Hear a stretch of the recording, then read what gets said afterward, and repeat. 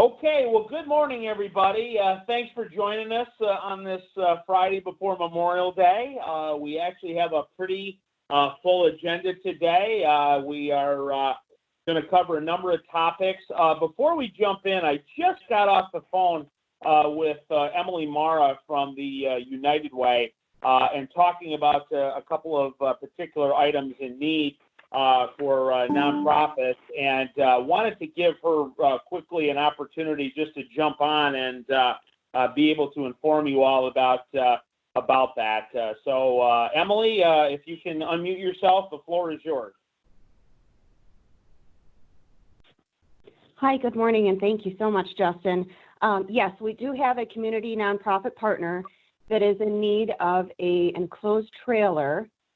Size to be determined. A large semi-trailer would be ideal, but it is for a fundraiser that they are doing. So if you have an empty trailer that is sitting and maybe has some signage on it that you want to get out there and it's just going to be parked, please do reach out to me at 561-818-0234, 561-818-0234. to try to make that connection. Thank you so much, Justin. Perfect. Thank you, Emily. Yeah, we were talking. I know there's some trucking and warehousing companies, some industry that may have some trailers around, but if you know of anybody or if you have access to a trailer that could be used short term, that would be very, very helpful. Well, very excited today to introduce everybody to Metro Community Development. You probably saw an email from me a few days ago. Our friends at the Michigan Economic Development Corporation appropriated some dollars in support of their program to be able to provide small business loans to companies in need through this crisis. So as you all know on the call, whenever we learn about some type of a funding program that's out there that could support our businesses, grants or loans, we absolutely want to get that information to you right away. So we connected with their team, and Brian, who's going to talk here in a second, he said, how about Friday morning? And I said, hey, we do a regular call on, every morning at 9 o'clock with our stakeholders to be able to learn about this stuff. So how about you come on that call, and then I can get updated myself, but then you can update, several dozen other stakeholders that might find need for this program. So the timing worked out well. So what I'd like to do, we've got Brian from Metro Community Development. I think you may have Marcus joining you from your team as well. I'd like to turn the floor over to you so you can tell us more about Metro and what this program is and how Shiawassee County can participate. So, Brian? Excellent. Thank you, Justin. Let me just give a shout out. Marcus, are you there? Well, maybe not. Yes, yes, I'm here. Oh, good, great. Good morning. Again, Justin, thank you for this opportunity. I'm Brian Glowiak. I'm CEO of Metro Community Development. A brief kind of nutshell overview of our organization. So we were established nearly 30 years ago in Flint, serving Genesee County. In terms of our mission statement, we can synthesize that down to, it's about creating economic opportunities, both for businesses and for individuals. And in terms of, one of our platforms, we recognize that access to capital and technical assistance really are two challenges that nearly every business faces throughout its lifetime, and especially new and developing and starting businesses. Our motto in terms of our lending operations is simply, when traditional banks say no, we say let's try again, because we're a different kind of lender. We actually received a designation years ago as a community development financial institution, and while we started with a focus on Genesee County, our relationship with the Small Business Administration, expanded our service area to 13 counties, and that includes Shiawassee County. So really appreciate the opportunity to reach out and kind of, share our service, with you. Two of the things that we excel at are providing technical assistance and, again, business capital. we have a program called BizBox. We trademarked that. Basically, it's a program that allows us to work side by side, both with new entrepreneurs and businesses that have been in existence for roughly 2 years. It's an opportunity for us to work with entrepreneurs and business owners to help them develop their marketing plans, their business plans, their capital plans, how to secure financing. But on the financial side, we're here to support businesses, to help you, acquire working capital, to help you, give you that capital to buy equipment, to buy inventory, to do debt refinancing. And we can do that through a couple different capacities, whether it's microloans, loans up to $50,000 for shorter terms, 5 years or less, or larger loans with longer terms. What I'd like to do is turn it over to my colleague and expert, Marcus Rankins, who's our VP of Asset Development, who lives and breathes and eats, this daily and can answer your questions and give you more details about our loan programs. Marcus. Thanks, Brian. To Brian's credit, he pretty much summarized our activities and our abilities very well. So obviously, if there's any questions, I'd be happy to entertain those. As Brian kind of mentioned, we do have a lot of latitude in terms of how we evaluate our applications and our applicants. Being a nonprofit and a CDFI, our mission and our goals are deeply rooted in just creating that economic stimulus. And so priority number one for us is really job creation and making sure that we're creating or at least contributing to vibrant communities. So with that, if there's any questions, I'd be happy to try to answer those.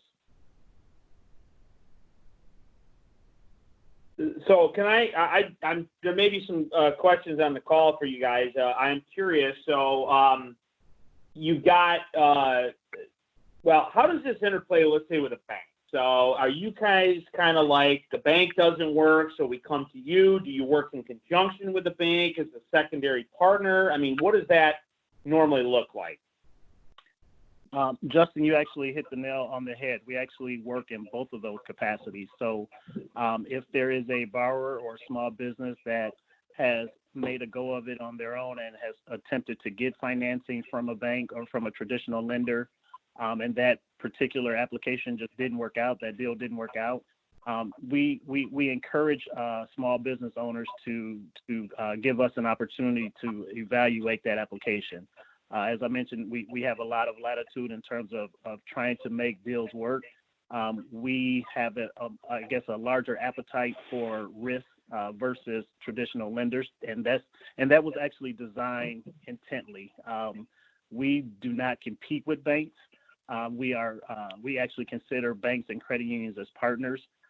We have relationships with a lot of the regional banks here in Michigan, Huntington, Fifth Third, you name it. We probably have some sort of relationship with them.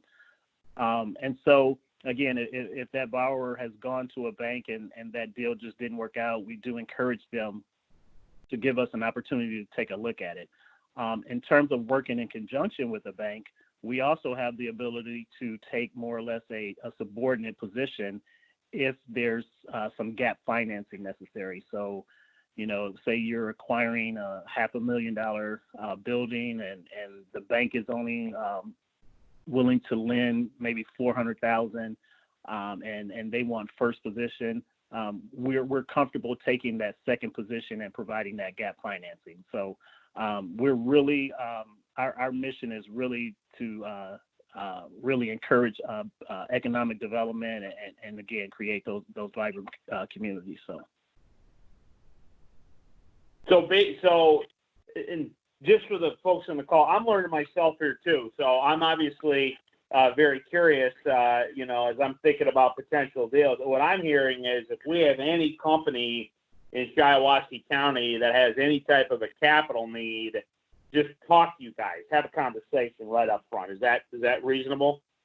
That is absolutely reasonable. Absolutely. And, if it's a situation where they come to Metro before meeting with a traditional lender, that's fine too, because we can evaluate that application and, say we do our due diligence in terms of evaluating that, and we see that, this is a solidified deal, this is a strong borrower, a strong applicant, we can encourage that small business owner to contact that bank, or even, if it's a referral situation where we make that introduction with the bank, because we definitely want those that qualify for traditional lending to get that, because that's where you're going to get your best rates at is with a traditional lender. And we don't hide behind that at all. Again, we don't want to compete with banks. If you qualify for traditional lending, then by all means, take advantage of that. But if there's any sort of gap needed, or if there's just I guess a lapse in getting that deal done, then that's when we'd like to step in and take a second look. That was going to be my other question, was what are the normal terms? You mentioned dollar amounts, but like what are the rates? What are the years? How long are the notes for? Things like that. Yeah. So our again, just because of the I guess the unconventional methods we have, and the niche market that we serve, it's hard to really pinpoint exactly what your term would be, so to speak. So we evaluate an application on a case by case basis. And so if there's, as an example, if there's commercial property attached to the deal, then obviously you're looking at a commercial mortgage. So that term would be a lot longer than if you were looking at just a working capital loan, where obviously the dollar, or I shouldn't say obviously, but there's a potential that the dollar amount might be smaller than purchasing that commercial space. So again, we really evaluate each application on its own merits, and take that and take cash flow into consideration when we're determining what that monthly obligation is going to look like. Gotcha. One last question before I open it up. So you do business loans. Do you guys get into any real estate deals? Like redevelopment projects, things like that, or just straight regular normal business? And we do have some development, and I'm going to defer to Brian on that. That's outside of my. Brian probably can speak a lot more to our development projects and our ability to do those. Okay. Yeah, Marcus and Justin, on the development side, actually, another arm of Metro is really on creating and financing low-income housing. So, whether it's residential homes, whether it's, multifamily housing units, it's something else that we're also ramping up, our development arm into. So that, obviously could be something different than when we're talking about, whether it's commercial or retail businesses. I'm glad I asked that, because one thing a lot of the folks on the call know, before the crisis hit, we were spending a tremendous amount of our time trying to get more housing development going in Shiawassee County. So definitely want to engage with you guys on your tools and programs for that as well. So that's really good to know. Well, I've kind of monopolized the question so far. Does anybody on the phone have a question for Brian or Marcus? If you do, please hit *6 on your phone. *6.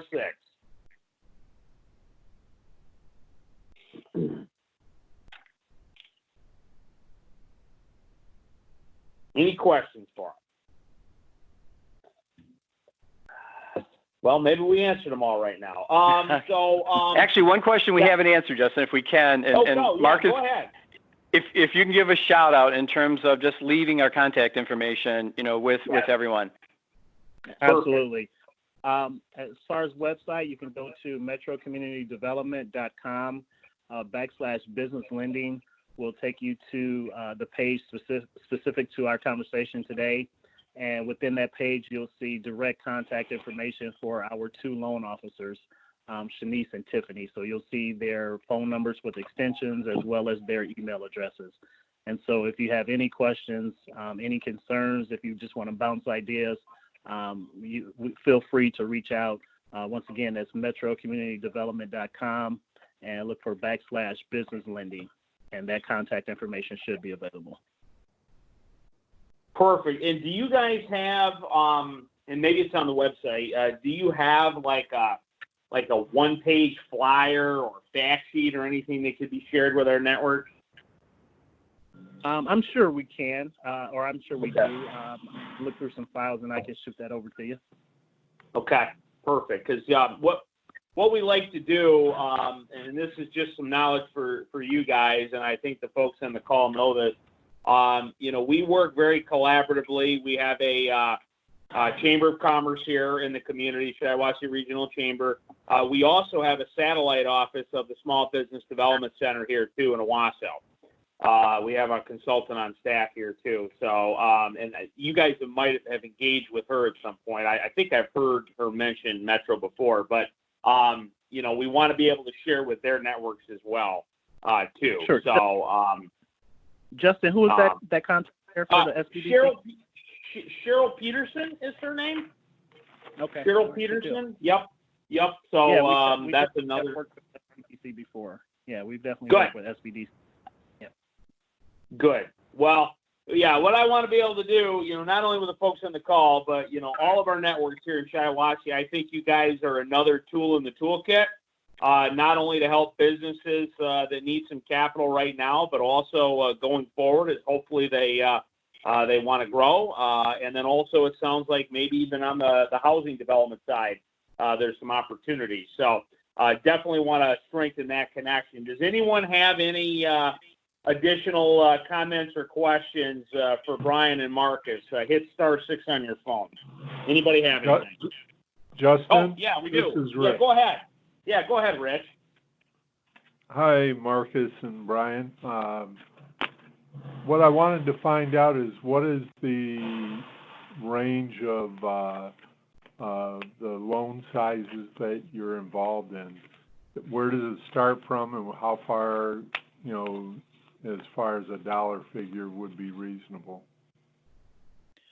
Sure. This is Marcus, so I'll take that one. As far as the dollar figure, as far as the range goes, we'll look at deals as small as $5,000 for a quick capital injection, up to our max loan amount is $250,000, and there's actually ways for, depending on the structure of the deal, there's ways for an entity to receive more than that $250,000, but just speaking specifics on an actual one loan, one account, one loan amount, that max dollar amount is $250,000.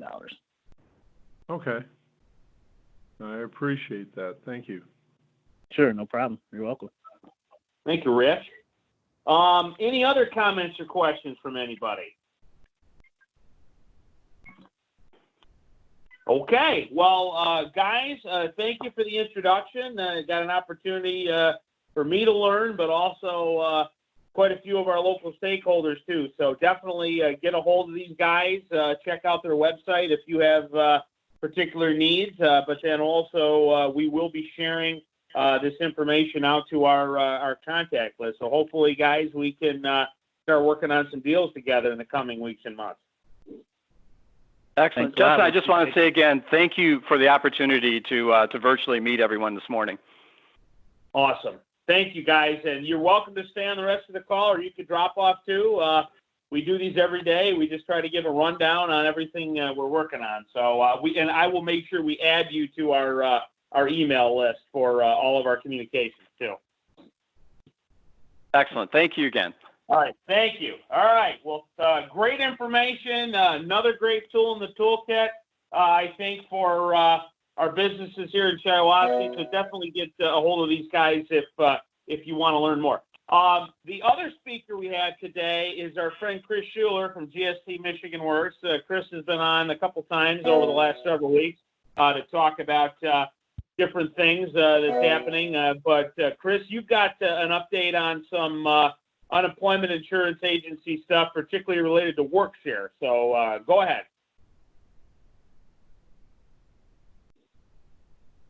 You there? Yeah, you're there. Yep, you're good. Okay. All right. Yeah. Well, basically, the WorkShare program, which is put out here to help employers be able to maintain their staff, even though they may have reduced hours. So I know that Justin forwarded out the information I sent him this morning. There's a couple of links on there. One of them is just a fact sheet, so it's a one-page sheet, similar to what you just asked for. There's also a YouTube link on there, which basically is about 8 minutes long, and it's how to apply.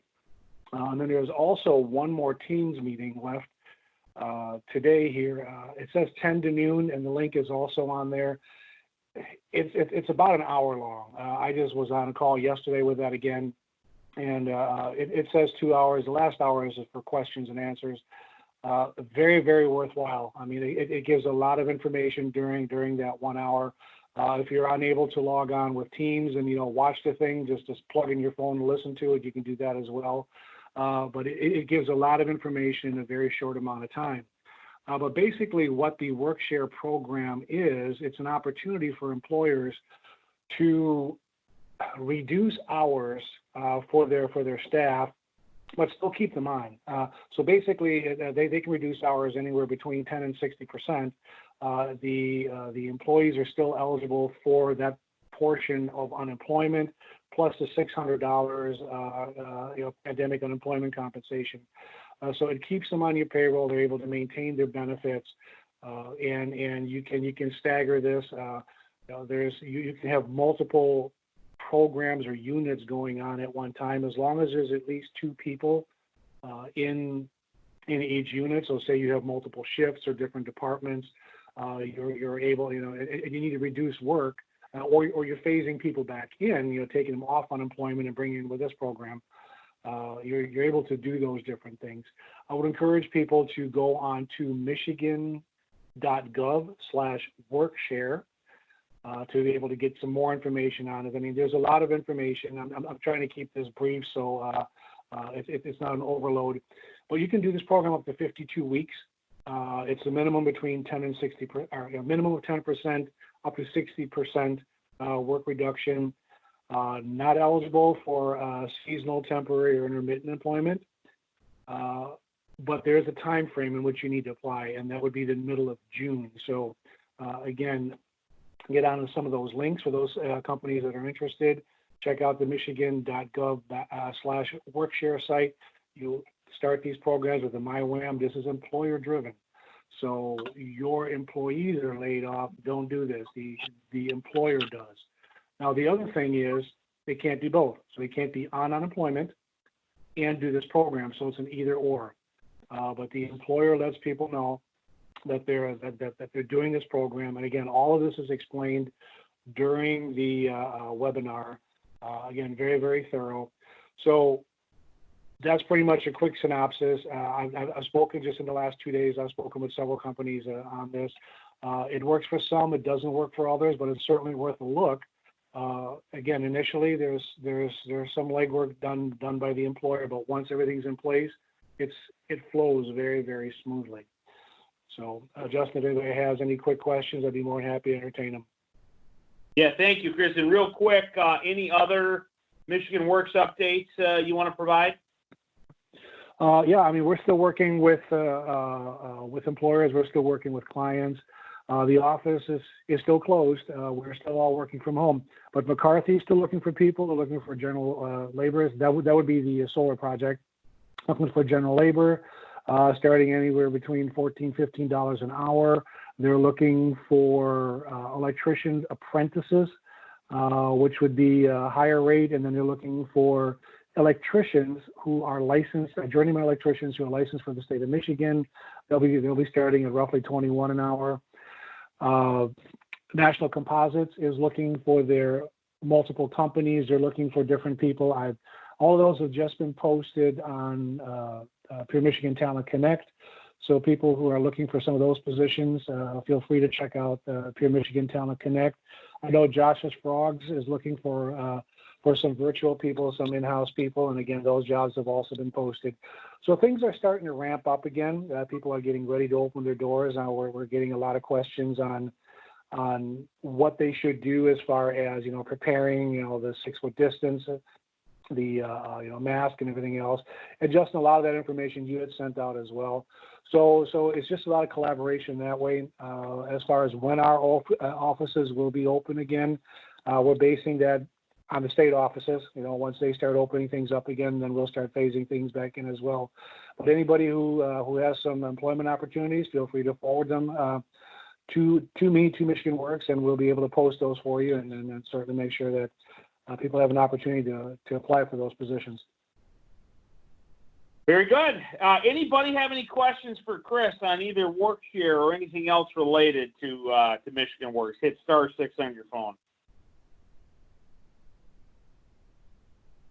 And you should have, as Chris said, I sent out that information earlier before the call. That webinar on WorkShare starts here in about a half hour, so feel free to participate. Or if you can't, get a hold of Chris directly. I know you'd be happy to help. Any last questions for Chris? Okay. Thank you, Mr. Schuler. Always appreciate you coming on. Thanks for the opportunity, Justin. Well, thank you, Chris. All right, well, just a couple more quick things before we wrap up on this Friday. We did have a webinar yesterday morning at 10 a.m. on PPP loan forgiveness. We had a huge turnout. I didn't get the final tally, but I know at one point we had more than 150 people on it, and it seemed very beneficial for folks. If you did not make it, but want to learn about what was discussed, I did send out a link to that by email. It's a YouTube link. So please take a watch of that video, and if you have any questions on it, please let us know, because we want to continue to help educate you on what that's all about. I also, as part of the email I sent out early in the morning yesterday, provided the actual loan forgiveness application, so the actual paperwork required by SBA to forgive those loans. So you're going to want to make sure you look at that as well.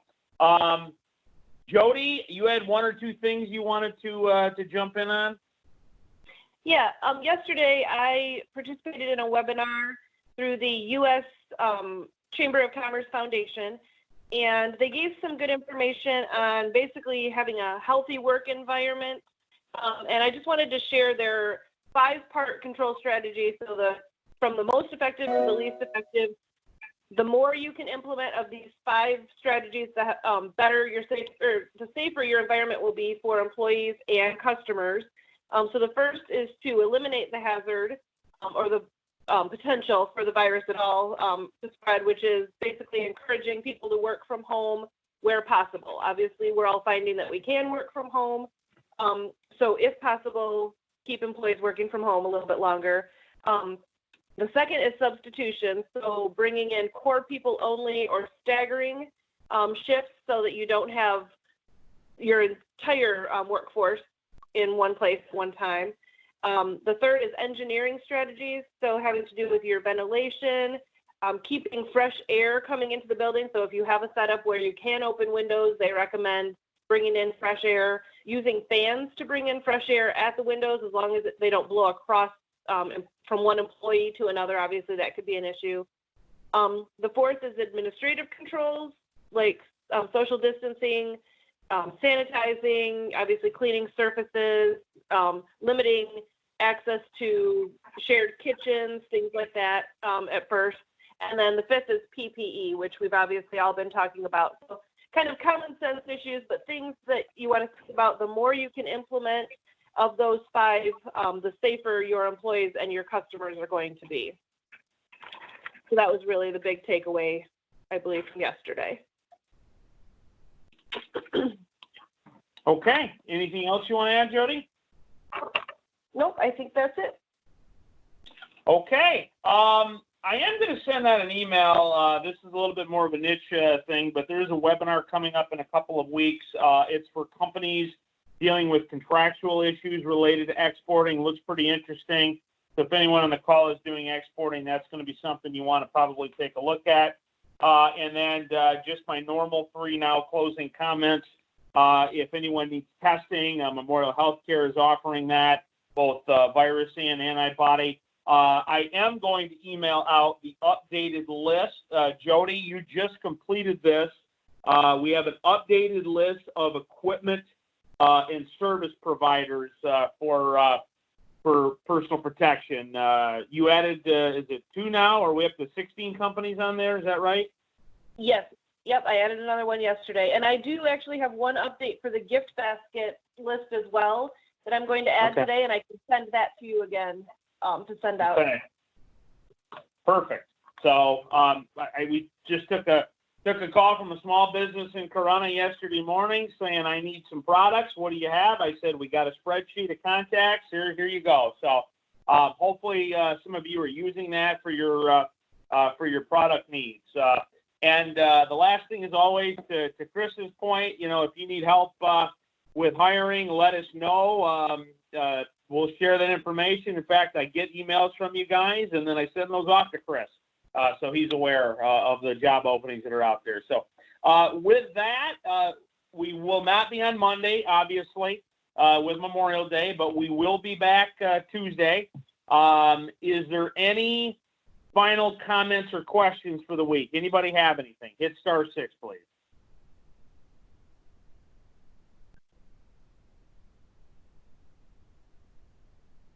Okay. Well, as always, thank you for your time. We appreciate this. If there are any speakers, as I've said before, that you'd like us to have on, please let us know.